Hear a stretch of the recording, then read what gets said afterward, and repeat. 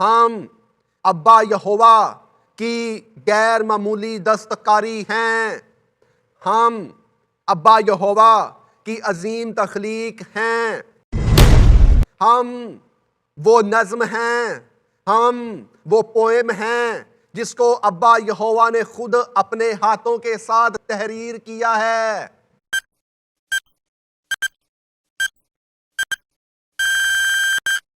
خداوند یسوع المسیح کے عظیم نام میں آپ سب کی سلامتی ہو۔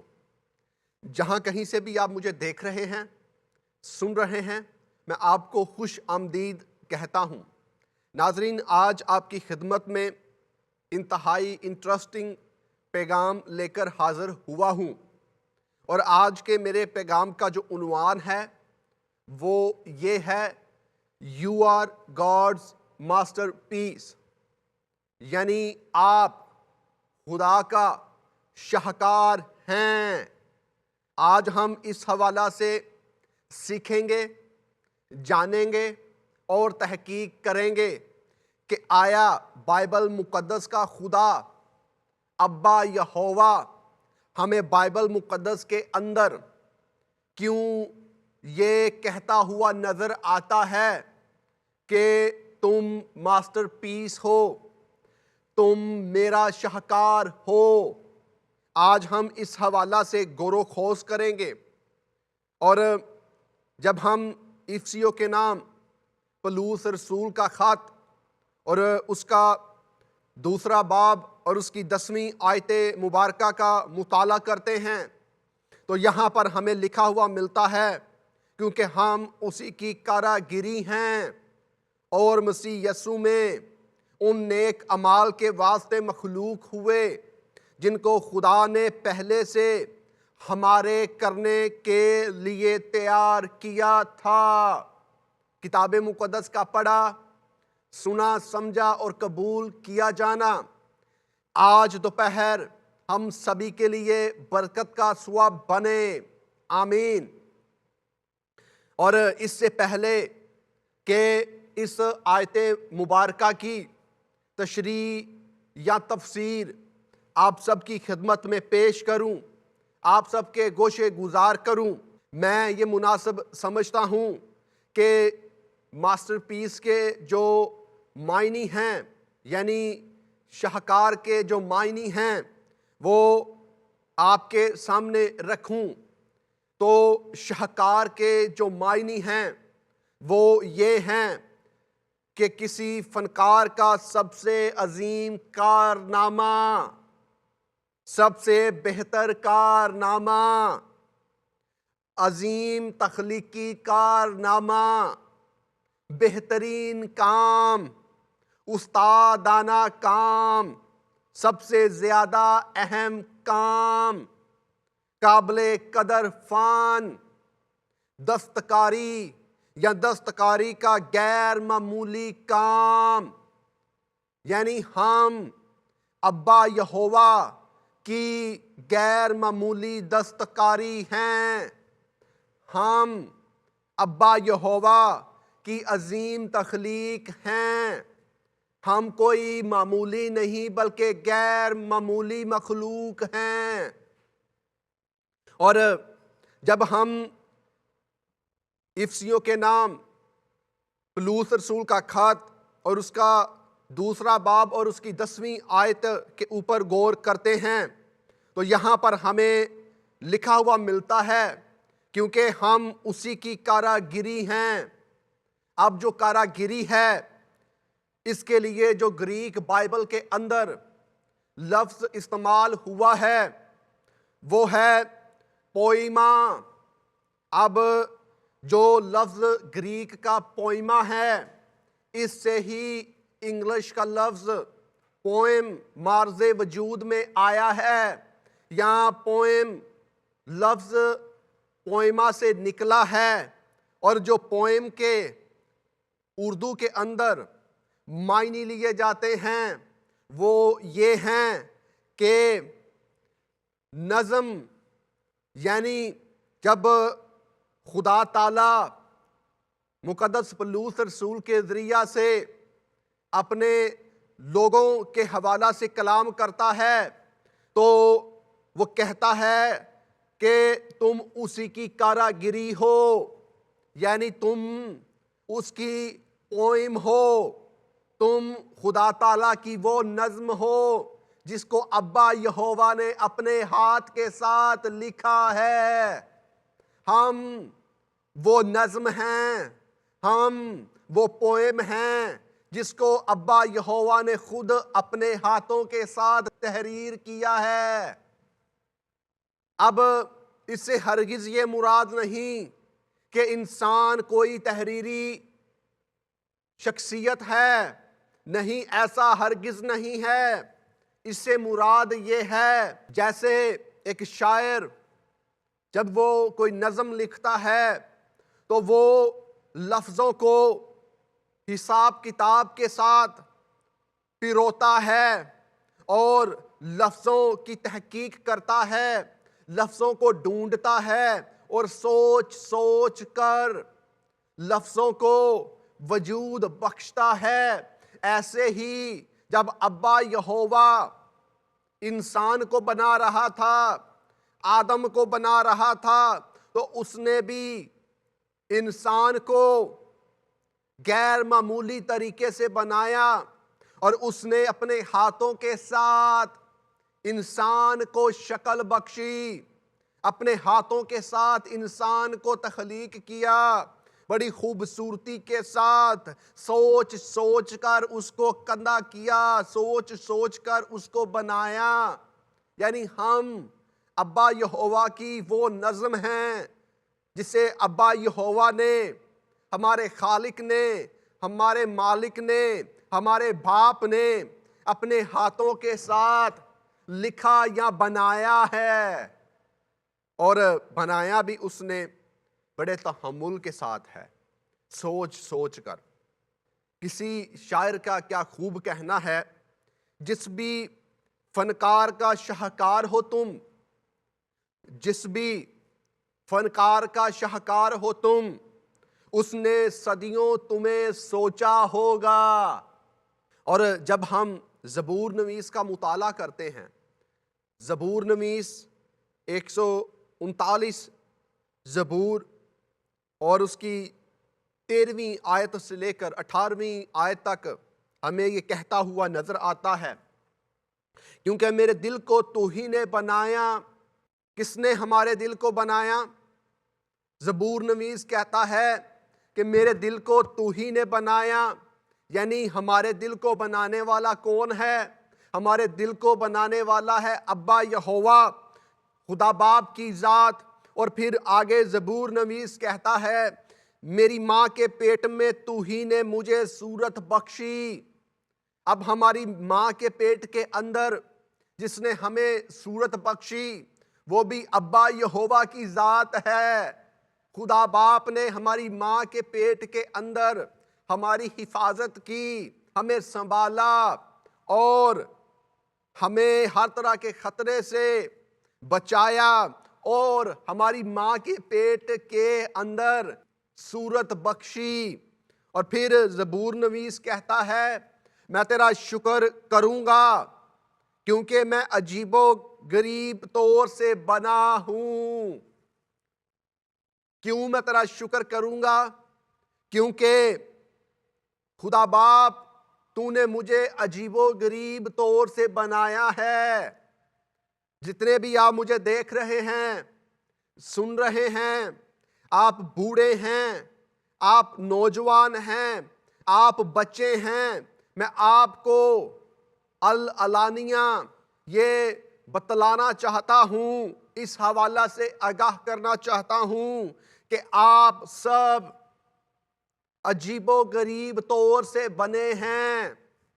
آپ سب کو ابا یہوہ نے عجیب و غریب طور سے تخلیق کیا ہے، اور عجیب و غریب کے لیے جو انگلش بائبل کے اندر لفظ استعمال ہوئے ہیں وہ یہ ہیں کہ فیئرفلی، ونڈرفلی اینڈ مارولس، یعنی آپ کو خدا تعالیٰ نے، ابا یہوہ نے حیرت انگیز طریقے سے بنایا ہے۔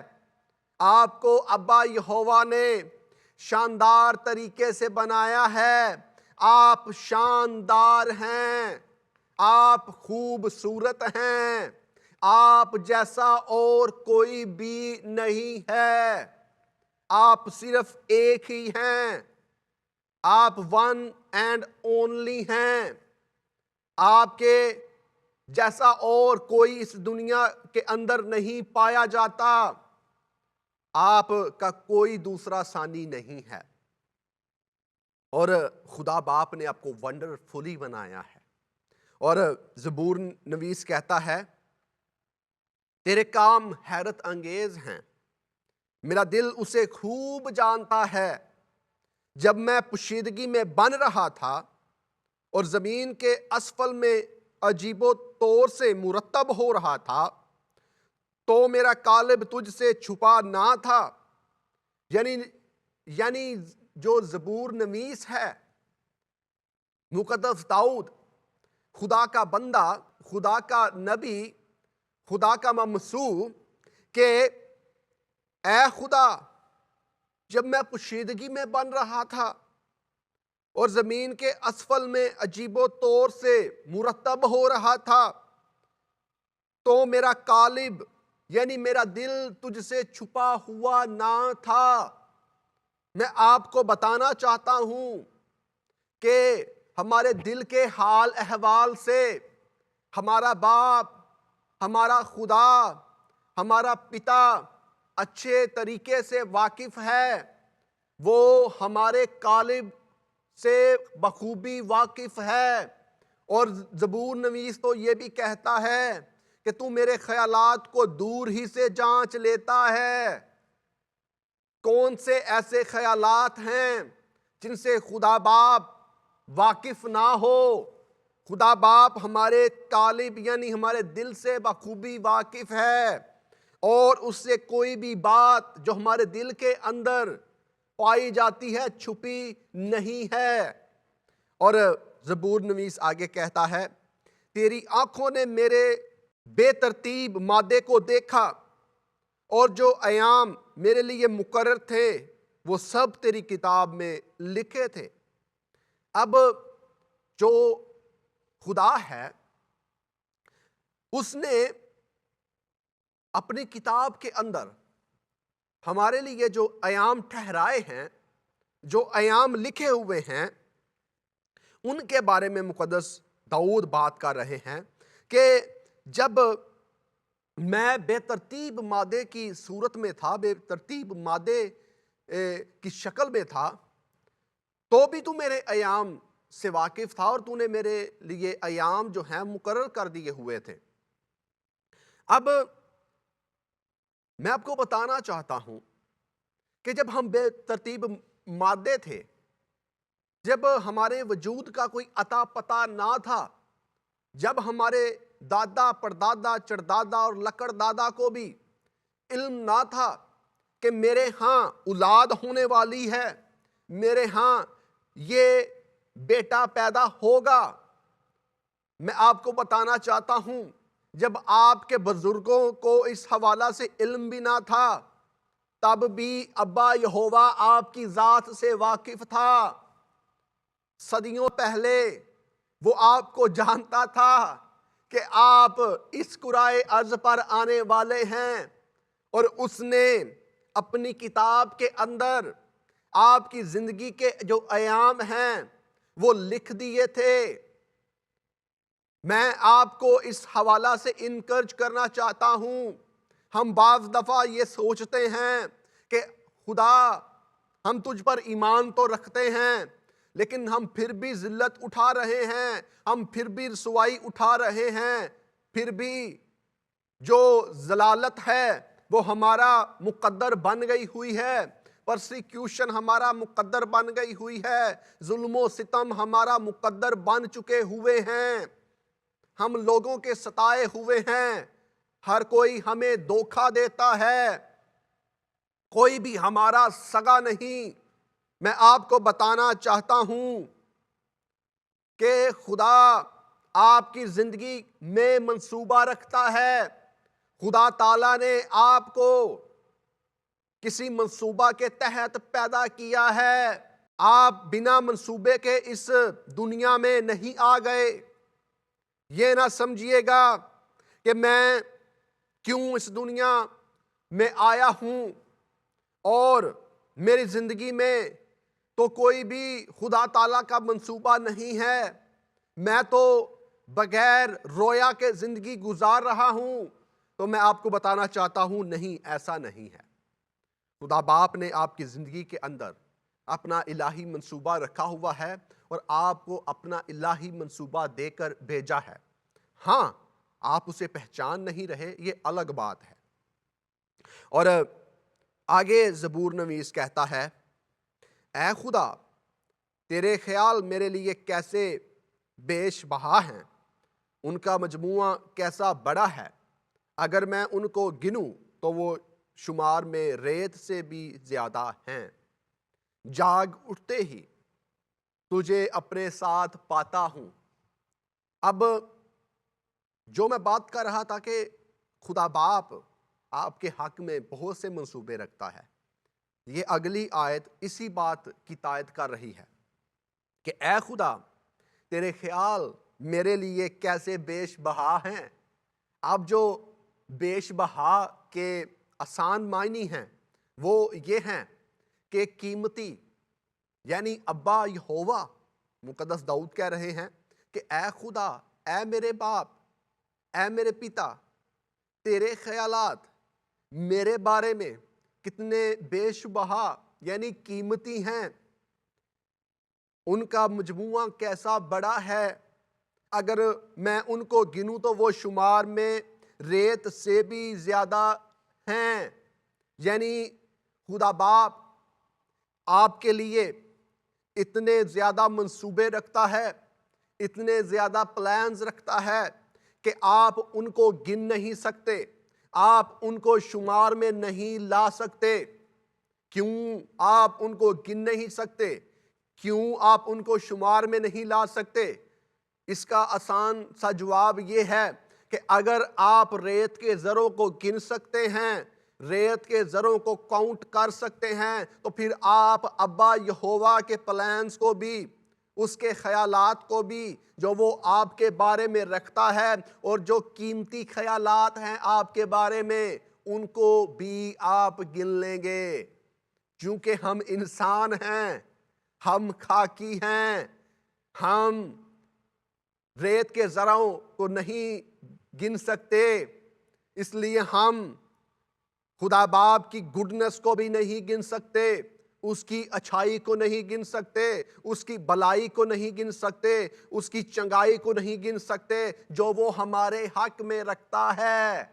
اور میں آپ کو بتانا چاہتا ہوں, بعض دفعہ ہوتا یہ ہے کہ جب ہمیں کسی کام میں ناکامی ملتی ہے, یا جب ہم کوئی بزنس کرتے ہیں, جاب کرتے ہیں, تو جب ہم بزنس میں یا جاب میں ناکام ہوتے ہیں تو ہم ہمت ہار جاتے ہیں, ہم بہت جلد ہتھیار ڈال دیتے ہیں. ہماری جو ہمت ہوتی ہے وہ ہمارا ساتھ دینا چھوڑ جاتی ہے, تو ہم بہت جلد ہمت ہار جاتے ہیں. تو ہم یہ سوچتے ہیں کہ خدا باپ, میرے نصیب میں تو صرف آپ نے ذلت ہی لکھی ہے, ناکامی ہی لکھی ہے. جس کام کو بھی ہاتھ لگاتا ہوں اس میں ناکام ہو جاتا ہوں, بزنس کرتا ہوں, بزنس میں بھی ناکام ہو جاتا ہوں, جاب کرتا ہوں, جاب میں بھی ناکام ہو جاتا ہوں.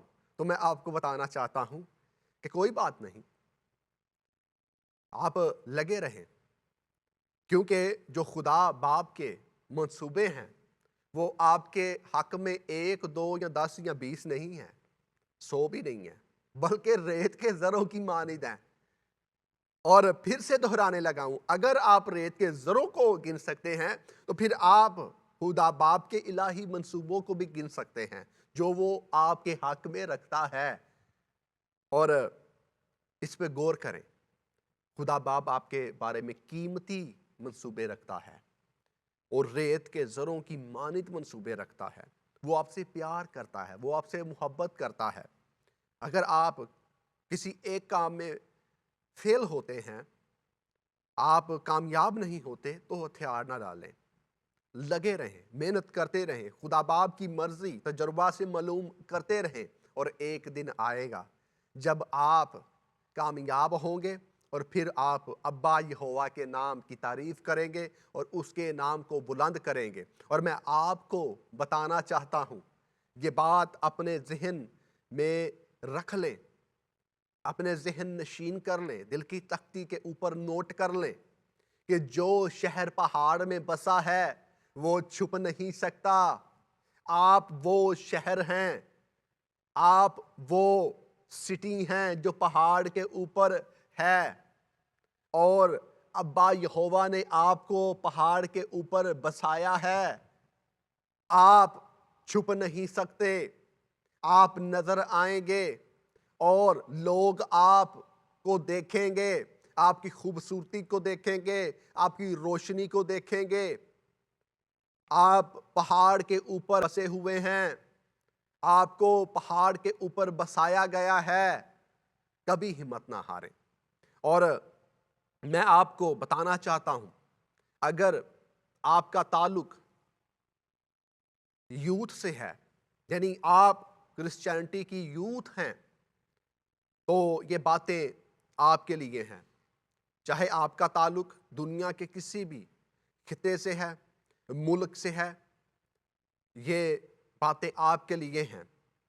اگر آپ چاہتے ہیں کہ دنیا بھر میں مسیحیت ترقی کرے، دنیا بھر میں مسیحیت کا پھیلاؤ ہو، مسیحیت دنیا بھر میں پھیلے، مسیحیت دنیا بھر کے اوپر حکومت کرے، تو یہ جو کنجی ہے نوجوانوں آپ کے ہاتھوں میں ہے۔ کیوں؟ کیونکہ نوجوان جو ہیں وہ مسیحیت کا ستون ہیں، نوجوان جو ہیں یہ مسیحیت کی طاقت ہیں، یہ مسیحیت کی شاہزوری ہیں، یہ مسیحیت کی ہمت ہیں، یہ مسیحیت کا جنون ہیں، اور یہ مسیحیت کا زور ہیں۔ اور میں یہ سمجھتا ہوں کہ دنیا بھر کے اندر یا پاکستان میں مسیحیت صرف اور صرف نوجوانوں کے کندھوں کے اوپر ترقی کر سکتی ہے۔ ادروائز اگر ہمارے نوجوان بیٹے اور بیٹیاں ہمت ہار گئے، انہوں نے ہتھیار ڈال دیے، تو پھر ہم نہ تو پاکستان میں ترقی کر سکتے ہیں اور نہ ہی دنیا بھر میں ترقی کر سکتے ہیں۔ اگر آپ چاہتے ہیں کہ مسیحیت پھیلے، اگر آپ چاہتے ہیں کہ مسیحیت کا نام دنیا کے اوپر گونجے، اگر آپ چاہتے ہیں کہ آپ کا نام، آپ کے خاندان کا نام دنیا کے اندر گونجے، تو ہمت نہ ہاریں، آگے بڑھیں، آپ یہ کر سکتے ہیں۔ آپ کو خدا نے چنا ہے، خدا نے آپ کو اپنا شاہکار کہا ہے۔ اب یہاں پر سوال پیدا ہوتا ہے کہ خدا باپ ہمیں اپنا شاہکار کیوں کہتا ہے؟ تو جب ہم پیدائش کی کتاب اس کا پہلا باب اور اس کی 27ویں آیت کا مطالعہ کرتے ہیں، تو یہاں پر ہمیں لکھا ہوا ملتا ہے، پس خدا نے انسان کو اپنی صورت پر پیدا کیا، خدا کی صورت پر اس کو پیدا کیا، نر و ناری انہیں پیدا کیا۔ یعنی یہاں پر خدا باپ نے جب مقدس آدم اور اماں حوا کو تخلیق کیا، تو ان کو اپنی صورت پر تخلیق کیا، ان کو اپنی شبیہ پر تخلیق کیا۔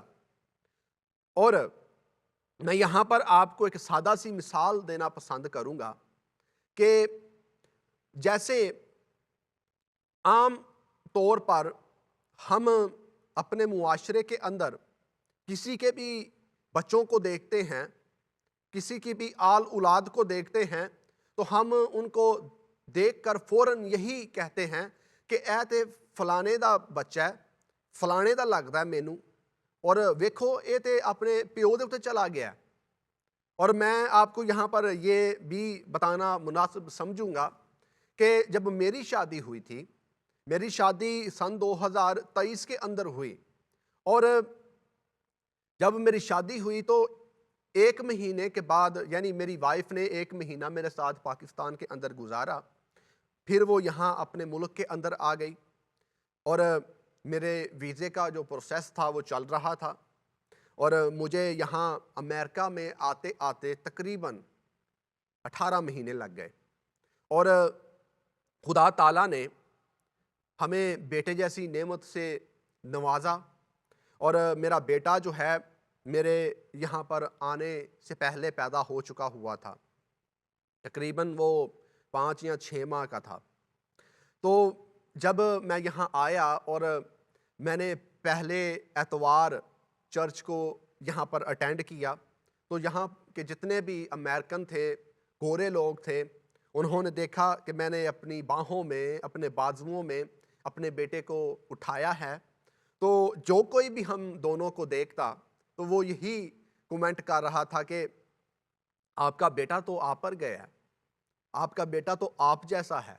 تو میں آپ کو بتانا چاہتا ہوں کہ جب میری وائف امید سے ہوئی تو میں اس کے ساتھ یہاں پر نہیں تھا امریکہ کے اندر، تو بھی میرا بیٹا مجھ پہ چلا گیا، اور اس کی جو صورت ہے، اس کی جو شکل ہے وہ میری جیسی ہے۔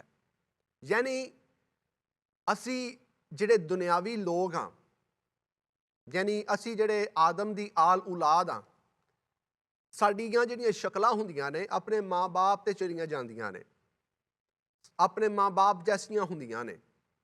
تے جدوں خدا باپ سانوں یہ کہندا ہے کہ تسی میری صورت ہو، تسی میری شبیہ ہو، تسی میرا شاہکار ہو، تو اس سے مراد یہ ہے کہ خدا باپ جو ہمارا آسمانی باپ ہے، جو ہمارا پتا ہے، جو ہمارا خالق اور مالک ہے، ہم بھی اپنے باپ پر چلے گئے ہیں، ٹھیک ہے؟ ہم چلے نہیں گئے بلکہ ہیں ہی ہم اس جیسے، ہم اس کی شبیہ پر ہیں، ہم اس کی صورت پر ہیں۔ چونکہ ہم اس کی صورت پر ہیں، اس کی شبیہ پر ہیں، اس لیے ابا یہوہ ہمیں کہتا ہے کہ تم میرا شاہکار ہو۔ اس لیے ہی مقدس پولس رسول کہتا ہے کہ آپ اس کا ماسٹر پیس ہیں، آپ اس کا شاہکار ہیں۔ تو جب ہم اس کا شاہکار ہیں تو اس سے مراد یہ ہے کہ خدا تعالیٰ نے ہمیں یہ طاقت، یہ قوت، یہ زور دیا ہے کہ ہم اس اختیار کو جو اس نے ہمیں دیا ہوا ہے استعمال کریں، اور ناکامی والی زندگی نہ گزاریں بلکہ کامیابی والی زندگی گزاریں، احساس کمتری کو، احساس محرومی کو اور ذہنی دباؤ کو چھوڑ کر آگے بڑھیں۔ کیونکہ ہم خدا کا شاہکار ہیں۔ تھیالوجی میں ایک اور اصطلاح ہمارے لیے استعمال ہوتی ہے، وہ یہ ہے کہ کو کریٹرز، یعنی ہم کو کریٹرز بھی ہیں، اور جب ہم کو کریٹرز ہیں اس سے مراد یہ ہے کہ ہمیں بھی خدا باپ نے یہ طاقت، یہ قوت، یہ زور دیا ہے کہ ہم بھی اپنے باپ جیسے عظیم کارنامے کریں، ہم بھی اپنے باپ جیسے غیر معمولی کام کریں، کیونکہ ہم خدا باپ کا شاہکار ہیں۔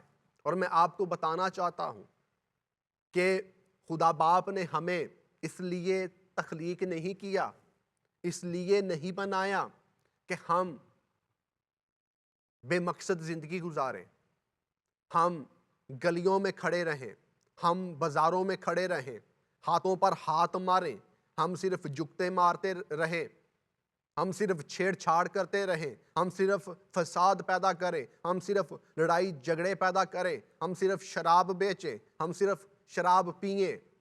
خدا باپ نے ان کاموں کے لیے ہم کو پیدا نہیں کیا کہ ہم صرف یہی راگ الاپتے رہیں، کہ خدا باپ نے ہمیں کوئی مقصد نہیں دیا، اور نہ ہی خدا باپ نے ہم مسیحیوں کو غیر مسیحیوں کے جھوٹے برتن مانجنے کے لیے، صاف کرنے کے لیے پیدا کیا ہے کہ ہم لوگوں کی غلامی کرتے پھریں، ہم آتھڑیاں کرتے پھریں، ہم بٹھے کی غلامی میں زندگی گزارتے پھریں، ہم لوگوں کے ظلم و ستم کا سامنا بنتے پھریں۔ ہاں، اس میں کوئی شک نہیں کہ اسی اپنیاں ਕੀਤੀਆਂ ਨੂੰ ਫੜੇ ਹੋਏ ਆ। इसमें खुदा बाप का कोई कसूर नहीं। वो तो चाहता है कि हम उसकी पैरवी करें और उस जैसे अजीम कारनामे करें, लेकिन चूंकि सानू आरामदा जिंदगी जिहड़ा है ना गुजारन दा शौक है ते इसलिए असी कुछ कर नहीं पा रहे। मोड़ां उत्ते सारा सारा दिन असी खड़े हुन्ने आ, बेवजह जिंदगी असी गुजारने आ, काम असी नहीं करते, नौकरियां असी नहीं करते, नौकरी ਲੱਭਣ ਦੀ ਕੋਸ਼ਿਸ਼ ਅਸੀਂ ਨਹੀਂ ਕਰਦੇ, ਬਿਜ਼ਨਸ ਕਰਨ ਦੀ ਕੋਸ਼ਿਸ਼ ਅਸੀਂ ਨਹੀਂ ਕਰਦੇ, ਤੇ ਅਸੀਂ ਇਲਜ਼ਾਮ ਆਪਣੇ ਪਾਸਬਾਨਾਂ ਤੇ ਲਗਾਉਂਦੇ ਆ, ਆਪਣੇ ਮਜ਼ਹਬੀ ਰਹਿਨੁਮਾਵਾਂ ਤੇ ਲਗਾਉਂਦੇ ਆ ਕਿ ਇਹ ਸਾਡੇ ਨਾਕਾਮੀ ਦੀ ਜਿਹੜੇ ਨਾ ਵਜ੍ਹਾ ਨੇ, ਇਹਨਾਂ ਦੀ ਵਜ੍ਹਾ ਤੋਂ ਅਸੀਂ ਕਾਮਯਾਬ ਨਹੀਂ ਹੋਏ। ਦੱਸੋ ਮੈਨੂੰ, ਉਹ ਤੁਹਾਡੀ ਜਗ੍ਹਾ ਤੇ ਮੋੜਾਂ ਤੇ ਖੜੇ ਹੁੰਦੇ ਨੇ, ਉਹ ਤੁਹਾਡੀ ਜਗ੍ਹਾ ਤੇ ਉਹ ਵਿਹਲੇ अपना फिरते ने? नहीं, ऐसा नहीं है। मैं आपको बताना चाहता हूँ कि अगर आप तरक्की करना चाहते हैं, अगर आप कामयाब होना चाहते हैं, तो वो आप ही शख्स हैं जो आपको कामयाब कर सकता है। कोई आपका भाई, कोई आपकी बहन, कोई आपका रिश्तेदार, कोई आपका नातेदार, कोई आपका दोस्त, कोई आपका उस्ताद, कोई आपका सगा आपको कामयाब नहीं कर सकता। आप ही अपने आप को कामयाब बना सकते हैं। इन जंजीरों को तोड़ दें, इस ज़हनी गुलामी से निकल आएं और खुदावंद के हुजूर आज ही झुक जाएं और खुदावंद से कहें कि खुदावंद, जो मकसद तूने मुझे दिया है, जिस मंसूबा के तहत तूने मुझे पैदा किया है, खुदावंद उस मकसद के लिए मुझे इस्तेमाल कर। और मैं आपको बताना चाहता हूँ कि खुदा बाप आपको ज़रूर अपने इलाही मंसूबा के तहत इस्तेमाल करेगा और आप उसके नाम की जय जयकार पूरी दुनिया के अंदर करेंगे। लोग आपको देखकर ये कहेंगे कि वाकई खुदा का हाथ इस पर है, और खुदा का हाथ तब आप पर होगा जब आप खुद मेहनत करेंगे और खुद अपने आप को उसके हुजूर सरेंडर करेंगे।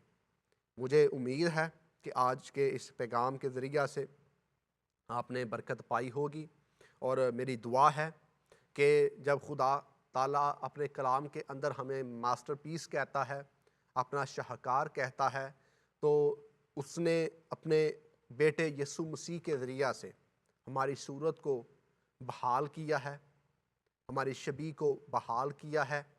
तो हमें भी चाहिए कि हम यीशु मसीह में होते हुए वैसे ही काम करें जैसा कि खुदा बाप हमसे चाहता है। और इफ्सियों का 2 बाब और उसकी 10वीं आयत में हमें लिखा हुआ मिलता है कि हम मसीह यीशु में नेक अमाल करने के लिए मखलूक हुए हैं। तो हमें चाहिए कि हम नेक अमाल करें और हमारे नेक अमाल को देखकर लोग हमारे आसमानी बाप की तारीफ़ करें, उसकी तमजीद करें और उसके नाम की वडाई करें और उसके नाम की जय जयकार करें। खुदावंद आपको बड़ी बरकत दे और अपने चेहरे के नूर को आप सब पर जलवा कर फरमाए। यीशु मसीह के अजीम नाम में आमीन।